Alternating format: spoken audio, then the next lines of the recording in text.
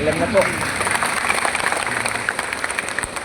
At syempre, sa dulo doon, kasama ko ang unang-una ang ating pong pagbati at pagbibigay-bugay sa ating mga panauhin ngayong umaga.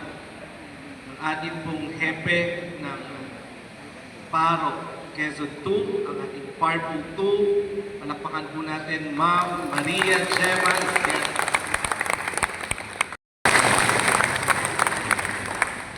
Pero siyempre, hindi po dito natatapos ang programang pang-edukasyon. Sa mabilis na panahon, may pagmamalaki po natin na ang bayan ng General Luna natatanging isang fourth-class municipality po tayo. Pero maipagmamalaki natin na sa mabilis na panahon, sa loob lamang ng 2 taon, 3 bagong high school ang naipatayo ng ating lokal na pamahalaan. Bakit? Batid iyan ang mga taga-recto nang maitatag natin ang Sergio Balaning Integrated School. Dati-dati ang mga taga-recto, ang mga taga-Lavides, walang katiyakan kung sila ay makakapag-high school dahil magkano ang pamasahe balikan, magkano ang baon balikan. Pero ngayon, mayroon ng kapanatagan ang mga kabataan at magulang doon dahil maglalakad lamang po sila. Makakatapos na sila ng high school. Hindi lang junior high school, may senior high school. Ganon din sa San Nicolas nang mag-integrate natin ito. Lalo na dito, sa bayan ng General Luna, sa poblasyon area, nang maitatag natin ang General Luna National High School na kung saan ay lagpas ng 600 ang estudyante.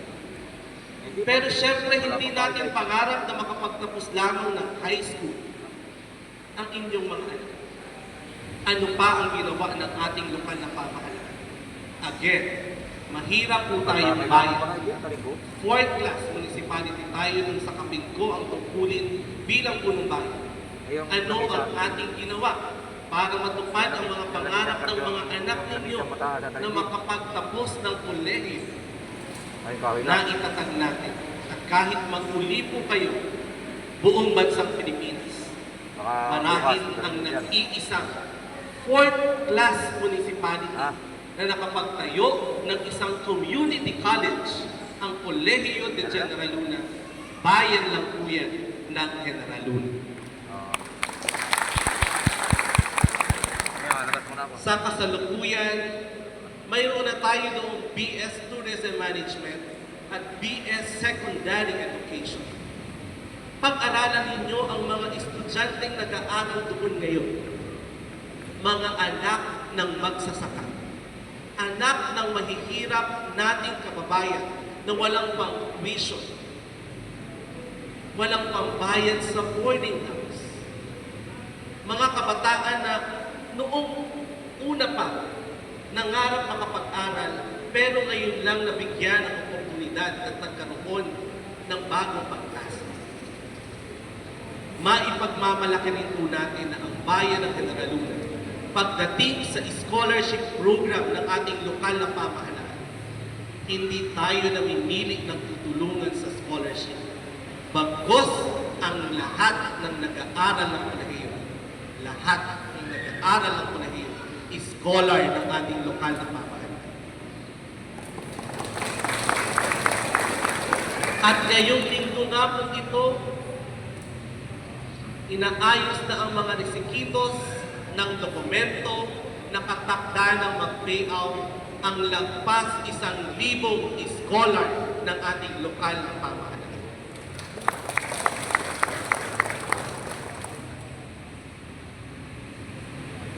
Iilang tulog na lang.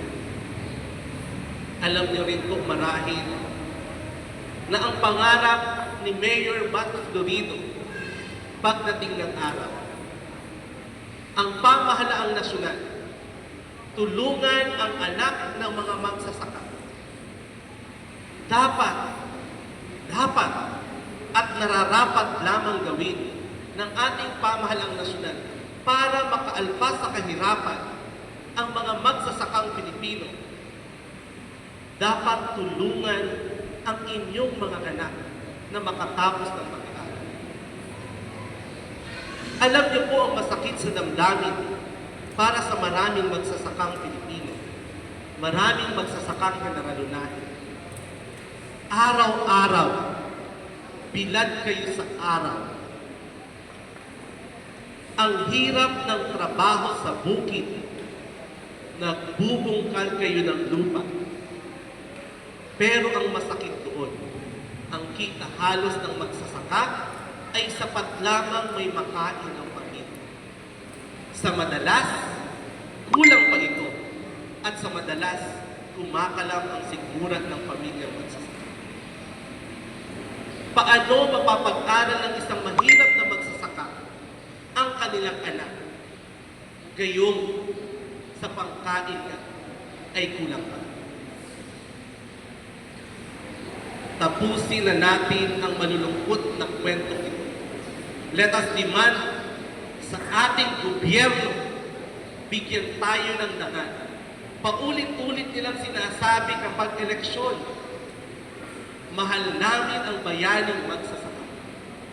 Mahal namin ang bayaning mangingisda. Pero sa kabila ng mga salitang ito, bakit doon pa mahirap na ang magsasaka? At hanggang sa kasalukuyan, mahirap pa rin ang magsasaka. Dahil hindi tunay at hindi seryoso ang ating pamahalaan para tugunan ang paghihirap ng magsasaka. Ang pangarap ko, pagdating ng araw,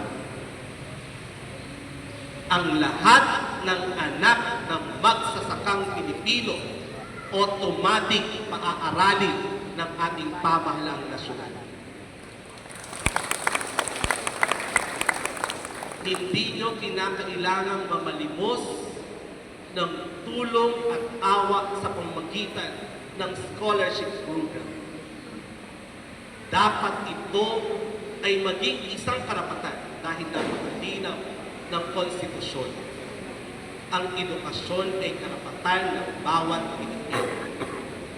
At ang ating papangarapin, darating ang panahon ng isang magsasakang generalunahin, kahit pa araw-araw siyang nagbubungkal ng lupa at nabibilad sa init ng araw, panatag siya dahil may gobyerno tayo na ilalaban ang inyong pangarap para sa inyo. Ang aking dalangin sa bawat magulang na kaharap mo ngayon, sana bigyan kayo ng Diyos ng biyaya ng katatagan at lakas ng loob. Unawa ko ang araw-araw ninyong paghihirap. Ang pagpapaaral sa inyo.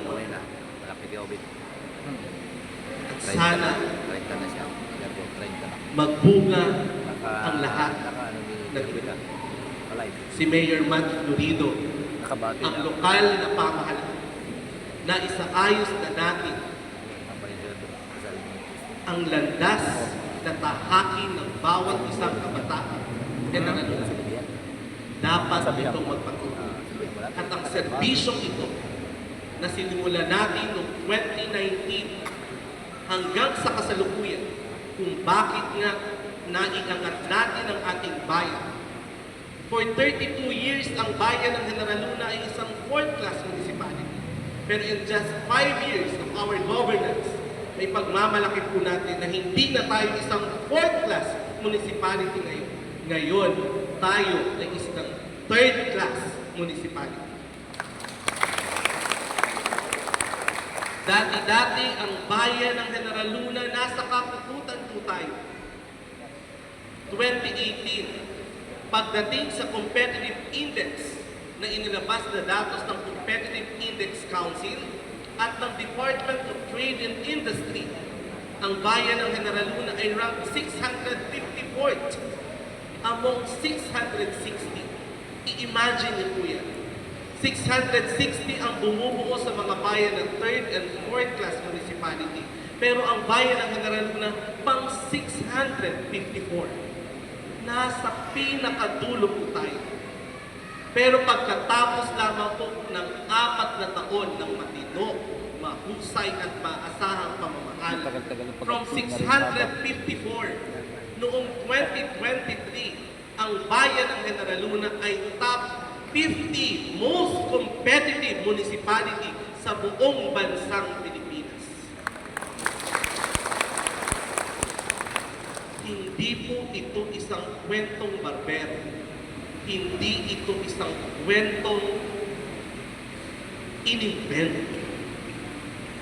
Sa katunayan, paulit-ulit tayong pinaparangalan ng pamahalang panlalawigan sa pamagitan ni Governor Dr. Helen Tan.